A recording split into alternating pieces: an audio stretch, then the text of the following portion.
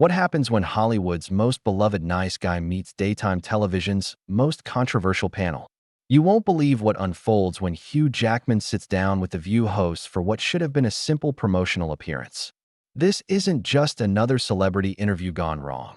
This is the moment when politeness collides with provocation, when charm meets controversy, and when one of entertainment's most respected figures reaches his absolute breaking point on live television. Before we get into this incredible story, make sure you hit that subscribe button and drop a comment below, because you're not going to believe what unfolds.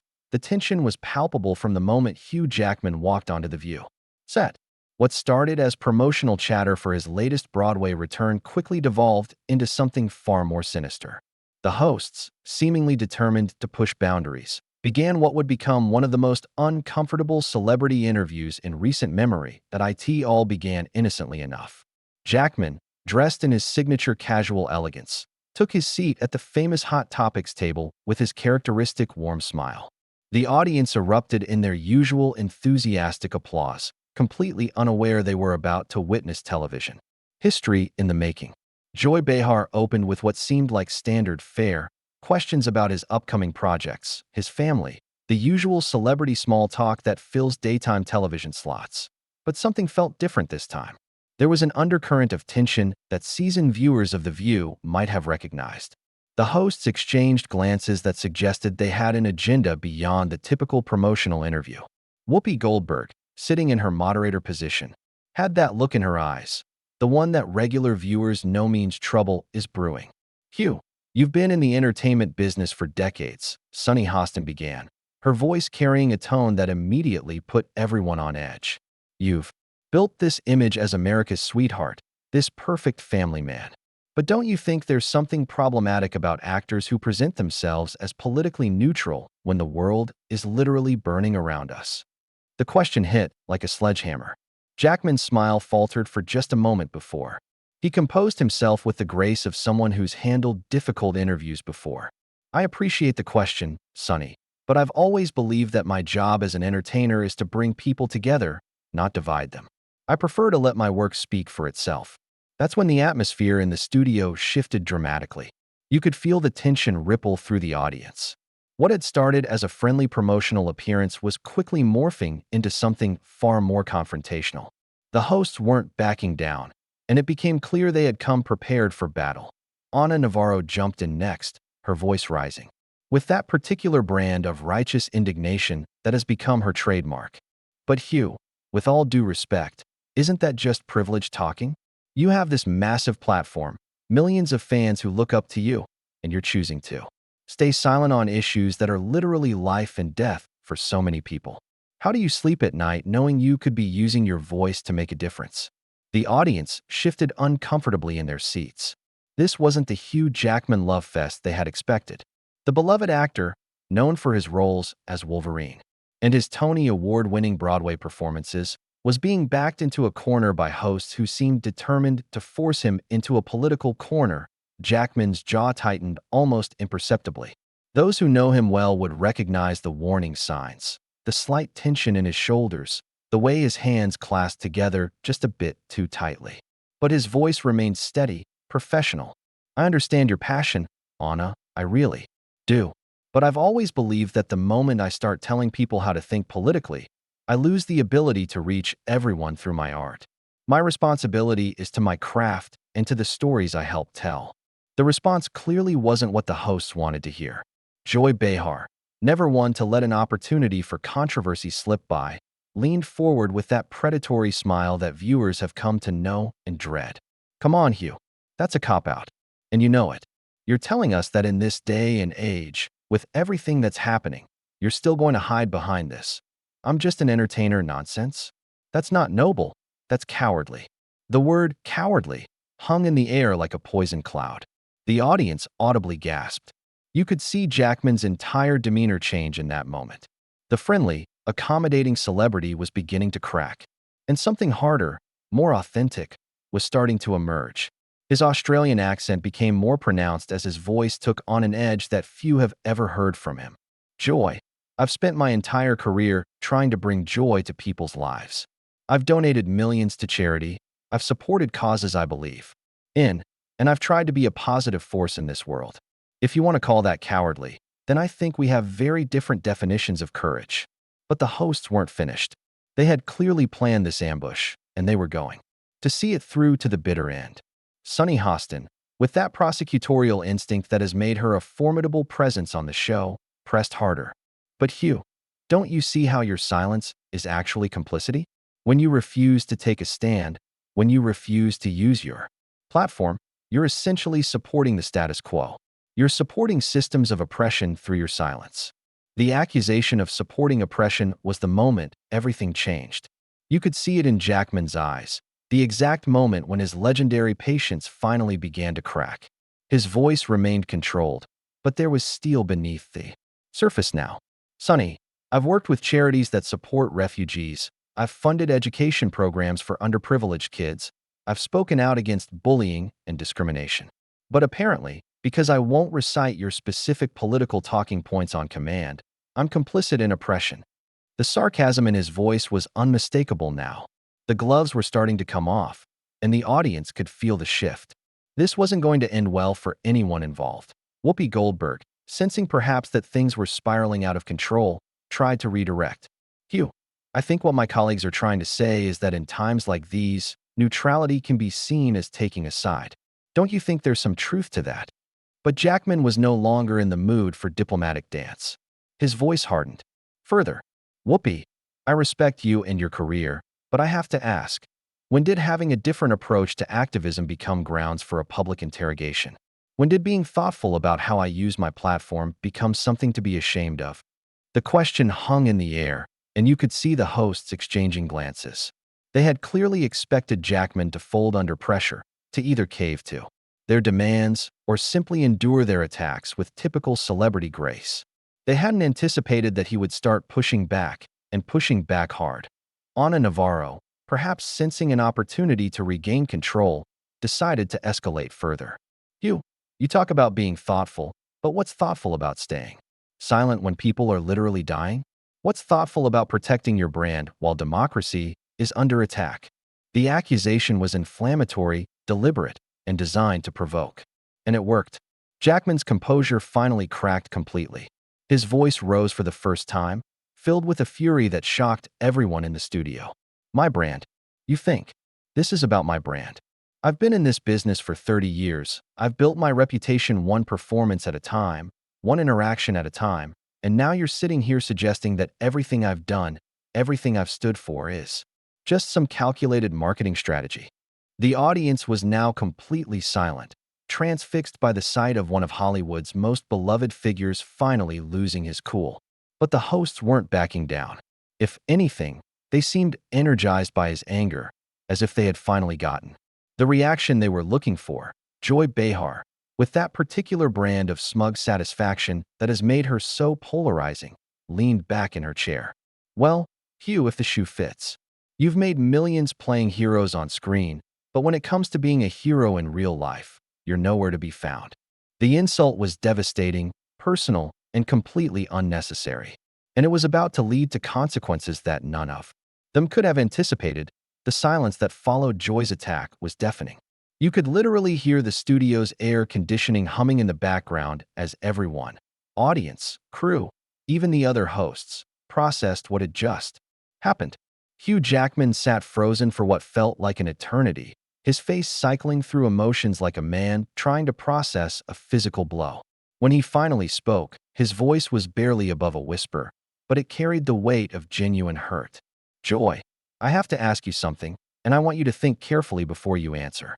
Do you actually believe what you just said, or are you just trying to get a reaction for your show? The question caught everyone off guard.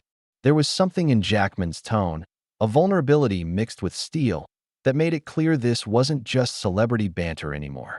This was personal, and it was real. Joy Behar, perhaps realizing she had crossed a line, tried to backtrack with a nervous laugh. Hugh, come on, you know I'm just asking the tough questions. That's what we do here.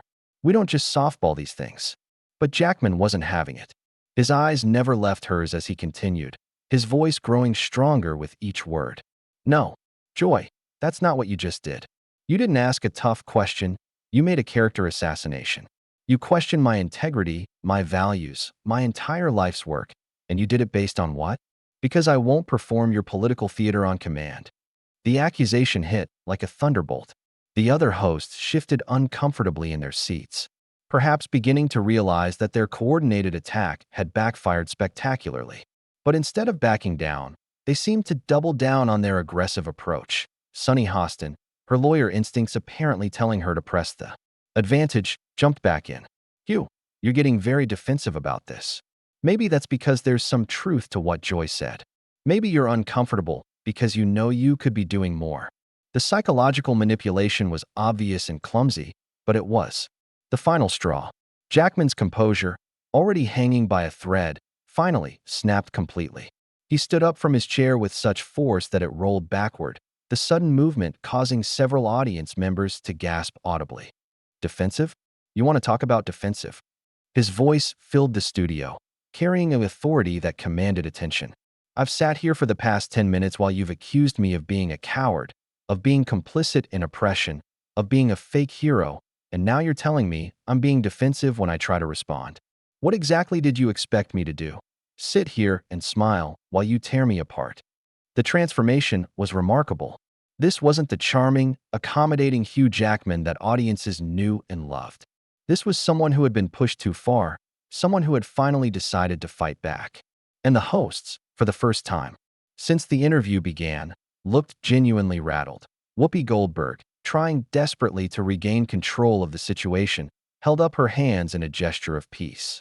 Hugh, let's all just take a breath here. I think we're all getting a little heated, and maybe we should— No, Whoopi. Jackman's voice cut through her attempted mediation like a knife. You don't get to play peacemaker now. You sat there and let this happen. You watched your colleagues attack me personally, question my character, and insult everything I've worked for, and you said nothing.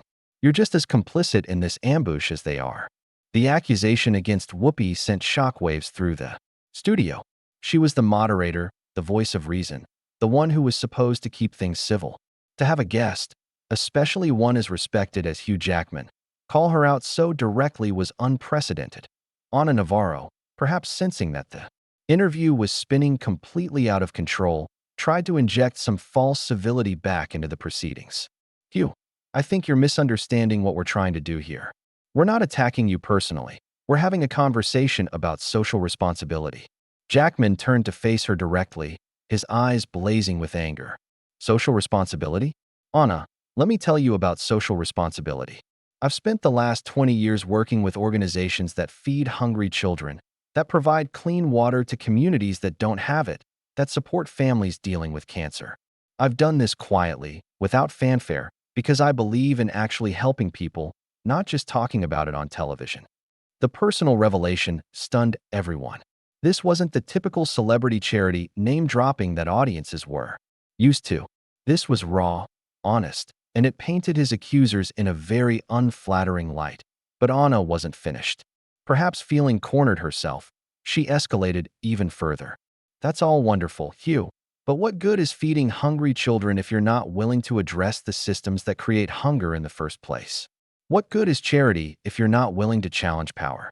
The question was philosophical, political, and designed to trap him in an impossible position. But Jackman had moved beyond trying to navigate their rhetorical traps.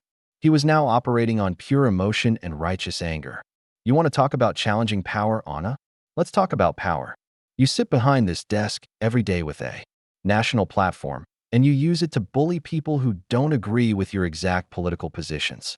You use your power to try to shame and intimidate anyone who dares to have a different approach to making the world better. That's not challenging power. That's abusing it. The accusation was devastating in its accuracy. The hosts had indeed used their platform to corner and attack him, and his words laid bare the ugly reality of what they had done. But instead of acknowledging the point, they seemed determined to make things even worse. Joy Behar, her face flushed with anger, stood up from her own chair. Oh, so now we're the bullies?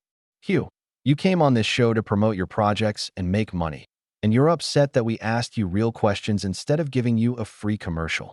The accusation was so tone-deaf, so completely missing the point, that it seemed to shock even the other hosts.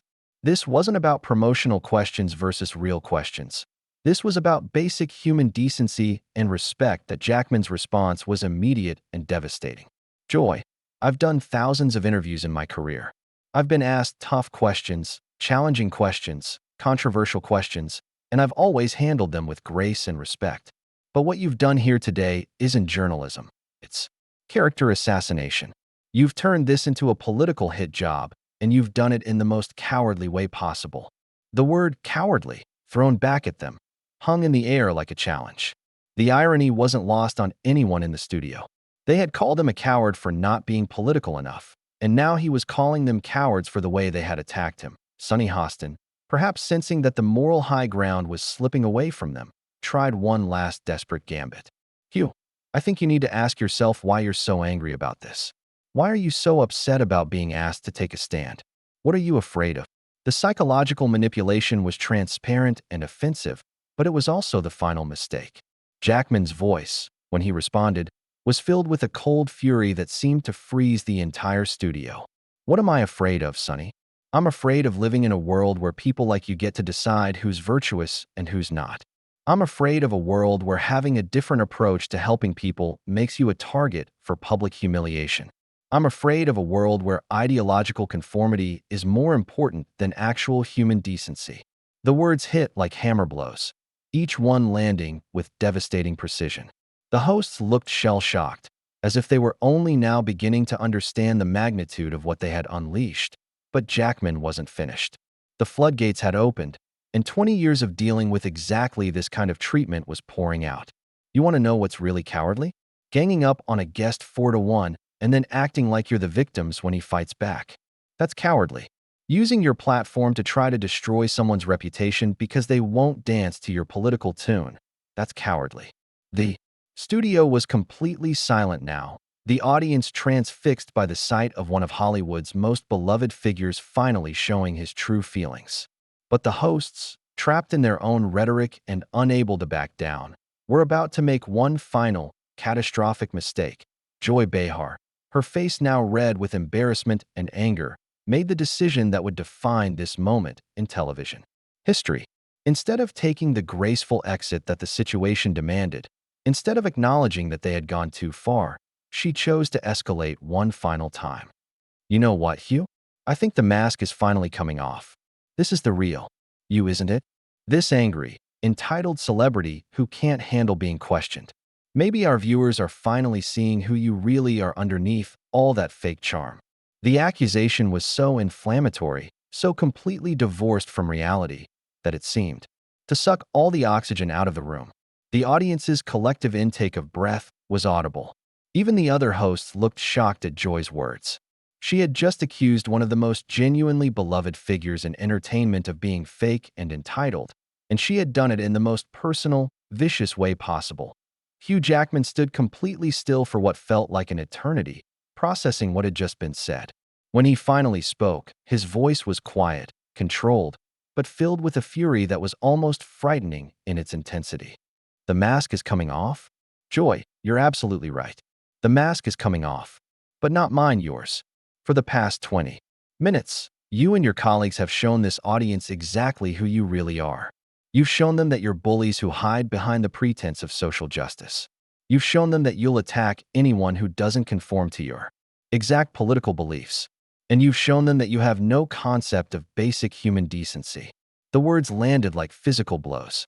Joy's face went from red to pale in an instant, and you could see the other hosts realizing that they had crossed a line that could never be uncrossed. But Jackman wasn't finished. 20 years of pent-up frustration with exactly this kind of treatment was pouring out, and nothing was going to stop it now. You want to talk about fake, Joy? Let's talk about fake. You sit behind this desk every day pretending to care about social justice, but what you really care about is ratings and controversy. You pretend to be fighting for the oppressed, but what you're really doing is oppressing anyone who dares to think differently than you do. You've turned activism into a weapon, and you've used it to beat down anyone who doesn't fall in line. The accusation was devastating in its accuracy, and it clearly hit home. Joy tried to interrupt, but Jackman's voice rose to cut her off. No, you had your chance to speak. You've had 20 minutes to attack me, to question my character, to insult my integrity. Now it's my turn. His voice filled the studio with an authority that demanded attention. I've spent my entire career trying to bring joy to people's lives. I've played heroes on screen because I believe in heroism. I've supported charities because I believe in helping people. And I've tried to stay above the political fray because I believe in unity over division. The personal revelation was powerful, but it was what came next that truly shocked everyone. But apparently, that's not good enough for you. Apparently, unless I'm willing to be your political puppet, unless I'm willing to recite your talking points on command, I'm a coward and a fake. Well, let me tell you something. I'd rather be called a coward by people like you than compromise my integrity for your approval. The statement was a declaration of independence, a complete rejection of their authority to judge him. And it left the hosts with absolutely nothing to say. Sonny Hostin, perhaps realizing that the interview had become a complete disaster, tried one last desperate attempt at damage control. Hugh, I think we all need to take a step back here. Maybe we can find some common ground. But Jackman had moved beyond diplomacy. His voice, when he responded, was filled with a finality that made it clear this conversation was over. Common ground, Sonny. You've spent the last 20 minutes trying to destroy my reputation because I won't bow to your political demands. You've called me a coward, a fake, complicit in oppression, and you've done it all while pretending to be the moral authorities. There is no common ground here because you've shown me exactly who you are. The condemnation was total and devastating. The hosts sat in stunned silence, perhaps finally understanding the magnitude of what they had done. They had tried to ambush one of the most respected figures in entertainment, and it had backfired spectacularly. Ana Navarro, her voice barely above a whisper, tried one final time. Hugh, we never meant for this to get so personal. The statement was so obviously false that Jackman actually laughed, a bitter, humorless sound that seemed to echo through the studio. You never meant for this to get personal? Anna, you made it personal the moment you decided to attack my character instead of having a genuine conversation. You made it personal when you accused me of being complicit in oppression. You made it personal when you suggested that my entire career was just a marketing strategy. His voice grew stronger with each word, and you could see the hosts shrinking in their chairs. But you know what? I'm grateful this happened. I'm grateful that you've shown this audience who you really are. I'm grateful that you've demonstrated exactly what's wrong with political discourse in this country. And I'm grateful that I'll never have to pretend to respect people who operate the way you do. The final statement was a complete and total rejection of everything they stood for. It was also the moment when Hugh Jackman made his decision. I came here today to talk about my upcoming projects, to connect with fans, to have a pleasant conversation. Instead, I've been subjected to a political inquisition designed to humiliate me for not conforming to your ideological demands. Well, I've had enough. He turned to face the audience directly, his voice carrying a warmth and sincerity that stood in stark contrast to the hostility he had just endured. To the people watching at home, I want you to know that I've spent my entire career trying to entertain you, to inspire you, to bring a little joy into your lives. I've never asked you to agree with me politically, and I never will. I believe in treating people with respect and dignity, regardless of their political beliefs. I believe in unity over division, in kindness over cruelty, in decency over point scoring. The audience began to applaud, softly at first, then with growing enthusiasm. It was clear that his words had resonated with them in a way that the hosts' attacks had not. But Jackman wasn't finished. He had one final message for the hosts who had tried to destroy him. As for you, he said, turning back to face the panel, I hope someday you'll understand that political passion doesn't excuse personal cruelty. I hope someday you'll realize that having the right politics doesn't give you the right to treat people badly. And I hope someday you'll find a way to advocate for your beliefs without tearing down everyone who doesn't share them. The words were a final condemnation, but they were also surprisingly generous. Even after everything they had put him through, he was still trying to reach them, still trying to appeal to their better nature. But it was clear that the conversation was over. Jackman straightened his jacket, looked directly into the camera, and delivered his final statement. I came here today as a guest, but I'm leaving as someone who's been reminded why I prefer to focus on my work rather than engage in political theater. To my fans, thank you for your continued support. To everyone else, I hope you'll remember that we can disagree politically and still treat each other with basic human respect." And with that, Hugh Jackman turned and walked off the set. The audience erupted in applause, many of them rising to their feet in a spontaneous standing ovation. The hosts sat in stunned silence, perhaps finally understanding the magnitude of their failure. The cameras caught every moment of his exit, the dignity in his stride, the warmth in his final wave to the audience, the complete absence of the anger that had filled his voice just moments before. It was a masterclass in grace under pressure, and it stood in stark contrast to the behavior of the hosts who had tried to break him as the studio doors closed behind him. The audience was still applauding. The hosts, for perhaps the first time in the show's history, had absolutely nothing to say. They had tried to destroy one of the most beloved figures in entertainment, and instead, they had revealed themselves to be exactly what he had accused them of being: bullies who hide behind the pretense of political righteousness. The interview was over, but the impact would be felt for a long time to come. In trying to tear down Hugh Jackman, the View hosts had instead elevated him while exposing their own ugly approach to political discourse. It was a moment that would define not just this episode, but the entire show's legacy, a moment when their true nature was revealed for all to see. And Hugh Jackman? He had walked away with his dignity intact, his character uncompromised, and his reputation enhanced. Sometimes, the best way to win is simply to refuse to play the game by your opponent's rules. Sometimes, the most powerful response to cruelty is grace. And sometimes, walking away is the strongest statement you can make.